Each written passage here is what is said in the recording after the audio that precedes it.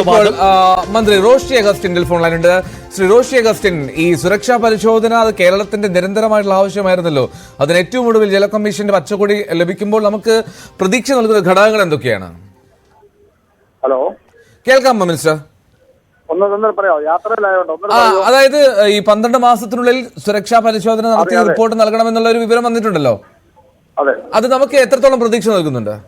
നമ്മുടെ ഇതുവരെയുള്ള മുല്ലപ്പെരിയാർ ബന്ധപ്പെട്ട കേസിൽ ഏറ്റവും കൂടുതൽ നമുക്ക് സ്വീകാര്യമായിട്ടുള്ള അല്ലെ ആശ്വാസകരമായിട്ടുള്ള ഒരു തീരുമാനമാണ് ഇന്നുണ്ടായിട്ടുള്ളത്. ഇന്ന് ന്യൂഡൽഹിയിൽ കേന്ദ്ര ജല കമ്മീഷൻ ആസ്ഥാനത്ത് ശ്രീ രാജേഷ് കസ്റ്റിലിന്റെ അധ്യക്ഷതയിലുണ്ടായ മേൽനോട്ട സമിതിയാണ് ഈ തീരുമാനം എടുത്തത്.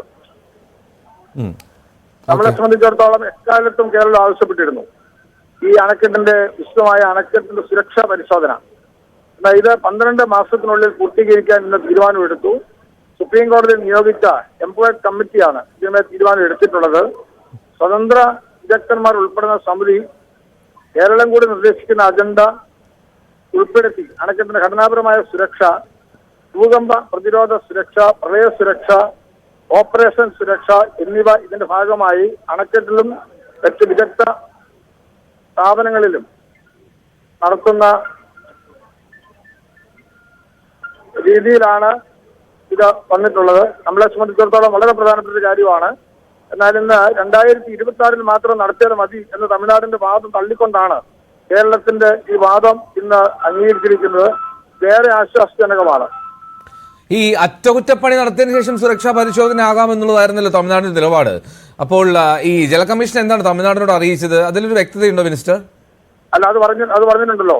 മുല്ലപ്പെരിയാർ അണക്കെട്ടിന്റെ അടിയന്തര കർമ്മ പദ്ധതി, emergency action plan, dam break അനലൈസിസിന്റെ അടിസ്ഥാനത്തിൽ സമയബന്ധിതമായി പൂർത്തീകരിക്കാനും ഈ മേൽനോട്ട സമിതി ഇന്ന് തമിഴ്നാട് നിർദ്ദേശം കൊടുത്തു. അപ്പൊ അതിനോടകമായി പറഞ്ഞിരിക്കുന്നു. അപ്പൊ അതിന്റെ ഭാഗമായി തന്നെ തമിഴ്നാട് നടത്തേണ്ട അറ്റകുറ്റപ്പണികൾക്ക് മേൽ പ്രസ്താവിച്ച കാര്യങ്ങളുടെ പുരോഗതിക്ക് അനുസൃതമായി വേണ്ട അനുമതികൾ, അപേക്ഷകൾ സമയബന്ധിതമായി പരിശോധിച്ച് തീരുമാനിക്കാനാണ് പറഞ്ഞിട്ടുള്ളത്. നമ്മളെ സംബന്ധിച്ചിടത്തോളം വളരെ ആശ്വാസജനകമാണ്. കേരളം ഇന്ന് ഉന്നയിച്ച വാദങ്ങൾ അതിലൂടെ അംഗീകരിപ്പിക്കാൻ കഴിഞ്ഞു. അത് തീർച്ചയായിട്ടും തമിഴ്നാടിനും സ്വീകാര്യമായിരിക്കും. തമിഴ്നാടും അക്കാര്യത്തിൽ എതിരും അറിയുമെന്ന് ഞാൻ വിചാരിക്കുന്നില്ല. പക്ഷേ 2026 വരെ ആയിട്ട് മതി എന്നുള്ള തമിഴ്നാടിന്റെ വാദത്തെ തള്ളിക്കൊണ്ടാണ് ഇന്ന് ഈ തീരുമാനം എടുപ്പിക്കാനായിട്ട് കഴിഞ്ഞിട്ടുള്ളത്.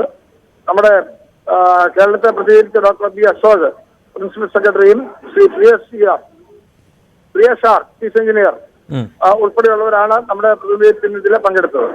മിനിസ്റ്റർ, ഈ എന്നത്തേക്ക് നമുക്ക് ഈ സുരക്ഷാ പരിശോധന സാധ്യമാക്കാൻ പറ്റും?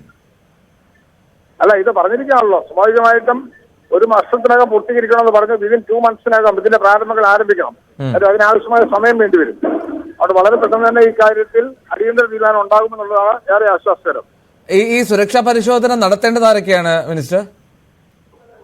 അത് പറഞ്ഞല്ലോ, വിദഗ്ധ പരിശോധന നടത്തുന്നതിന് സ്വതന്ത്ര വിദഗ്ധന്മാർ ഉൾപ്പെടുന്ന സമിതി കേരളം കൂടി നിർദ്ദേശിക്കുന്ന അജണ്ട കൂടി ഉൾപ്പെടുത്തി അണക്കെട്ടിന്റെ ഘടനാപരമായ സുരക്ഷ, ഭൂകമ്പ പ്രതിരോധ സുരക്ഷ, പ്രളയ സുരക്ഷ, ഓപ്പറേഷൻ സുരക്ഷ എന്നിവ ഇതിന്റെ ഭാഗമായി അണക്കെട്ടിലും മറ്റ് വിദഗ്ധ സ്ഥാപനങ്ങളിൽ നടത്തുന്ന പരീക്ഷണ നിരീക്ഷണങ്ങളുടെ അടിസ്ഥാനത്തിൽ തീരുമാനിക്കും. ഓക്കെ, അപ്പൊ അതായത് തമിഴ്നാടിന്റെ നോമിനീസ് ഉണ്ടാവും അതിൽ? ഉണ്ടാകണമല്ലോ, ഉണ്ടാകണം. എംപവർ കമ്മിറ്റി ഈ തമിഴ്നാടിനോടാണ് ആവശ്യപ്പെട്ടിരിക്കുന്നത്. അതായത് സുരക്ഷ പരിശോധിക്കാൻ കേരളവും തമിഴ്നാടും ഉൾപ്പെടെ ശുപാർശ ചെയ്യുന്നവരായിരിക്കും സമിതിയിൽ ഉണ്ടാവുക. അതെ അതെ അതെ, ഇത് പൂർത്തീകരിക്കാൻ തമിഴ്നാടിനാണ് നിർദ്ദേശം കൊടുത്തിട്ടുള്ളത്. ഓക്കെ ഓക്കെ, അപ്പൊ കേരളത്തിന്റെ ശുപാർശയും ഉൾക്കൊള്ളണം.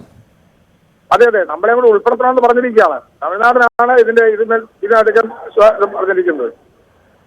ഓക്കെ, അപ്പോൾ ഈ ഒരു സമിതി കോൺസ്റ്റിറ്റ്യൂട്ട് ചെയ്യാൻ മുൻകൈ എടുക്കേണ്ടതാണ് തമിഴ്നാട് തന്നെയാണ്? അല്ല, അത് പറഞ്ഞല്ലോ, ഈ സമിതി ഓൾറെഡി സുപ്രീം കോടതി നിയോഗിച്ച എംപയർഡ് കമ്മിറ്റിയാണ് 2011 ഇതിനു മുമ്പ് ഇത് പരിശോധന നടത്തി. അങ്ങനെ എംപയർ കമ്മിറ്റി ഉണ്ട്, അതിപ്പോഴും നിലനിൽക്കുന്നുണ്ട് ഉണ്ടല്ലോ. അപ്പൊ അതിന്റെ ഭാഗമായി തന്നെ 26 നടത്താൻ മതി എന്നായിരുന്നു തമിഴ്നാടിന്റെ വാദം. എന്നാൽ ലേറ്റസ്റ്റ് ആയിട്ട് ഉണ്ടായ സാഹചര്യങ്ങളെ കൃത്യതയോടുകൂടി ബോധ്യപ്പെടുത്താൻ കേരളത്തിന് കഴിഞ്ഞതുകൊണ്ടാണ് എമർജൻസിയായി ഇക്കാര്യം ഇടപെടാൻ തീരുമാനം എടുക്കത്തക്ക നിലയിലേക്ക് നമുക്ക് ഈ കാര്യങ്ങൾ എത്തിക്കാൻ കഴിഞ്ഞിട്ടുള്ളത്.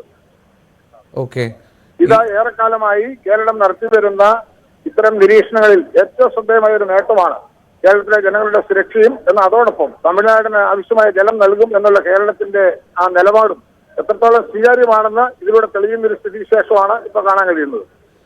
മിനിസ്റ്റർ, ഒരു കാര്യം കൂടി, ഈ സുരക്ഷാ പരിശോധനയിൽ നമ്മൾ പ്രധാനമായും നോക്കുക ഡാമിന്റെ ബലം, അല്ലെങ്കിൽ അതിന് വന്ന കാലപ്പഴക്കം, വിള്ളലുകൾ, ഇതൊക്കെയായിരിക്കുമോ? അതെല്ലാം പരിശോധനയുടെ ഭാഗമായിട്ട് വരുമല്ലോ. അതെല്ലാം ഞാൻ ആദ്യം തന്നെ സൂചിപ്പിച്ചല്ലോ.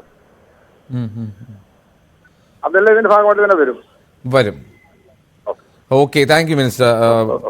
മന്ത്രി റോഷി അഗസ്റ്റിനാണ് പ്രതികരിച്ചത്. എന്നാണെങ്കിലും കേരളത്തിന് വലിയ പ്രതീക്ഷ നൽകുന്ന ഒരു കാര്യമാണ് അത്.